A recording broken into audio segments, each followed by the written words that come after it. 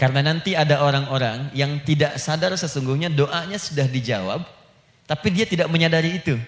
Bahkan merasakan doanya kok nggak dijawab-jawab gitu. Padahal Allah sudah menjawabnya.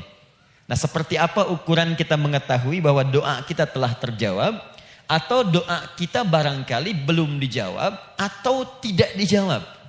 Apa ukuran ketiga hal itu? Itu yang coba kita turunkan di pembahasan pagi ini. Mudah-mudahan dengan itu kita nanti akan lebih pandai bagaimana cara menyikapi doa dalam hidup, seperti apa doa dipanjatkan, kapan kita berdoa, dan kita tahu, oh ini hasil dari doa yang telah kita panjatkan.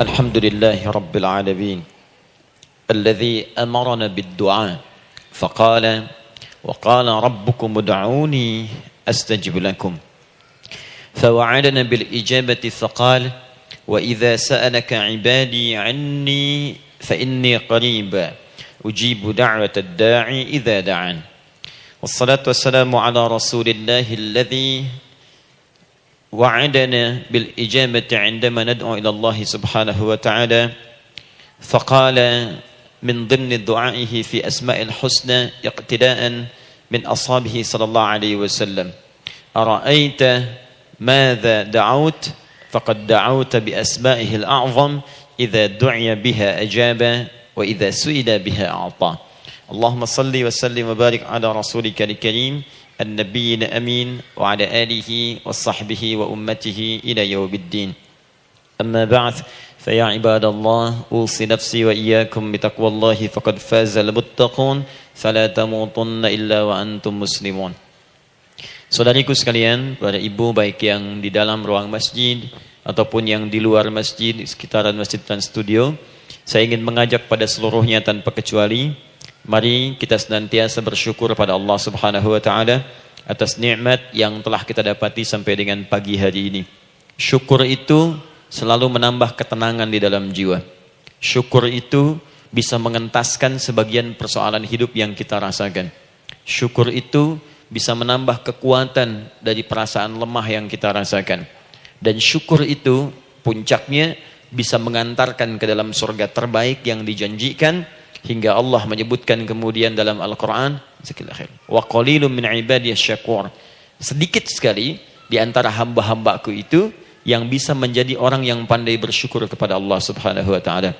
Mudah-mudahan hidupan kita sampai hari ini seluruhnya diterima oleh Allah Subhanahu wa taala sebagai amal saleh, dan semoga yang belum mendapatkan hidayah untuk berislam sampai dengan pagi hari ini dihunjamkan hidayah kepada dalam jiwanya oleh Allah Subhanahu wa taala agar bisa berislam sebelum wafat menghadap Allah Subhanahu wa taala.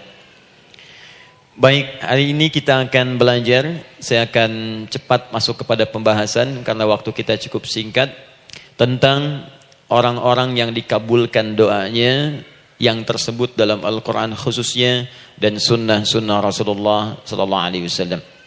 Kita akan bagi pembahasan kita ke dalam 3 bagian. Pertama, kenapa kita mesti berdoa? Di poin pertama. Kenapa kita mesti berdoa? Yang kedua, bagaimana cara berdoa yang baik, yang cepat dikabulkan oleh Allah Subhanahu wa taala. Yang pertama, mengapa kita mesti berdoa? Esensi doa itu apa, kan? Yang kedua, bagaimana cara berdoa yang sekiranya cepat dikabulkan oleh Allah Subhanahu wa taala. Dan yang ketiga, kita akan melihat ukuran pengabulan doa. Seperti apa doa itu dikabulkan. Karena nanti ada orang-orang yang tidak sadar sesungguhnya doanya sudah dijawab, tapi dia tidak menyadari itu. Bahkan merasakan doanya kok nggak dijawab-jawab gitu. Padahal Allah sudah menjawabnya. Nah, seperti apa ukuran kita mengetahui bahwa doa kita telah terjawab, atau doa kita barangkali belum dijawab, atau tidak dijawab? Apa ukuran ketiga hal itu? Itu yang coba kita turunkan di pembahasan pagi ini. Mudah-mudahan dengan itu kita nanti akan lebih pandai bagaimana cara menyikapi doa dalam hidup, seperti apa doa dipanjatkan, kapan kita berdoa, dan kita tahu, oh ini hasil dari doa yang telah kita panjatkan. Sepakat sampai di sini? Baik ya, tinggal sepakat saja ya. Kan biasanya yang nerangkan saya, nulis saya, ngapus saya sampai selesai pula. Baik, ayo kita mulai. Bismillah. Mengapa kita mesti berdoa? Kita buka dulu ibu sekalian. Ya, yang di ruangan ini ataupun yang di bawah, semuanya insya Allah memiliki kemuliaan yang sama di hadapan Allah Subhanahu wa taala sesuai dengan keikhlasannya, ya, sesuai dengan keikhlasannya. Karena hadisnya umum sifatnya. Man salaka tariqan yaltamisu fihi ilma, sahhalallahu lahu tariqan ilal jannah. Siapa yang menyiapkan dirinya menempuh perjalanan dan dia meniatkan ingin belajar pengetahuan agama walaupun sedikit, maka dia akan dapat balasan dari Allah. Minimal setiap langkahnya akan dicatat meringankan langkah dia ke surga nantinya. Ya, dan di situ tidak disebutkan khusus bagi yang di dalam ruangan masjid. Lantai 2 lagi misalnya. Tidak. Ya, jadi yang di sekitaran, yang di depan semua berdasarkan niatnya, ya. Berdasarkan niat dan kuantitas amalannya. Di kuantitas itu tambah. Mungkin Ustadz belum datang, ibu ada yang berzikir, ada yang baca Al-Qur'an, ada yang istighfar. Itu yang nambah pahala. Ya. Kalau yang pasang status, pasang kamera, ya itu saya nggak tahu. Ayo kita kembalikan sini. Pertama, Quran surah ke-7 ayat 172.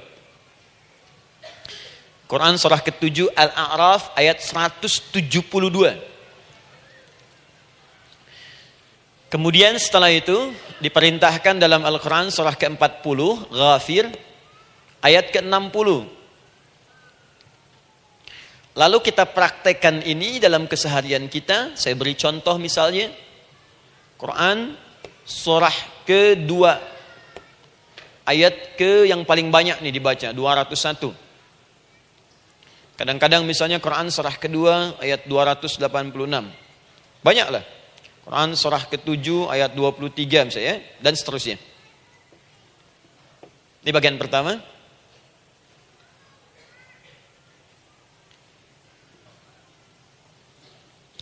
Bagian kedua, nanti kita akan belajar bagaimana cara berdoa yang baik yang dikabulkan.